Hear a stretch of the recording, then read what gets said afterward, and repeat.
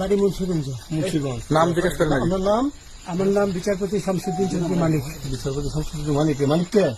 হাইকোর্টের যিনি কয়েকদিন আগে একটা উপস্থাপন করছো চ্যানেল আইটি। সেই মানিক কে? চ্যানেল কে? হ্যাঁ হ্যাঁ। সেই মানিক ওনার নাম হলো বিচারপতি মানিক, বাড়ি মুন্সিগঞ্জ। আপনার পিতার নাম?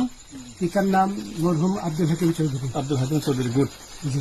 আপনি এই যে পালাইতেছেন কেন বলেন? ভয়ে পালাইতেছি। কার বইয়ে?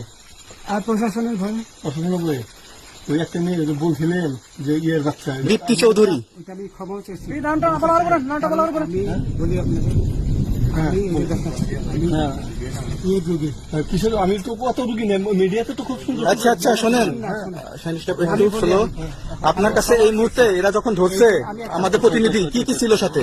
আমার সাথে কি কি ছিল এটা বলেন। আমার সাথে ছিল ব্রিটিশ পাসপোর্ট, হ্যাঁ, বাংলা পাসপোর্ট, বাংলা পাসপোর্ট, টাকা টাকা, আর কয়টা ই কার্ড, ডেবিট কার্ড।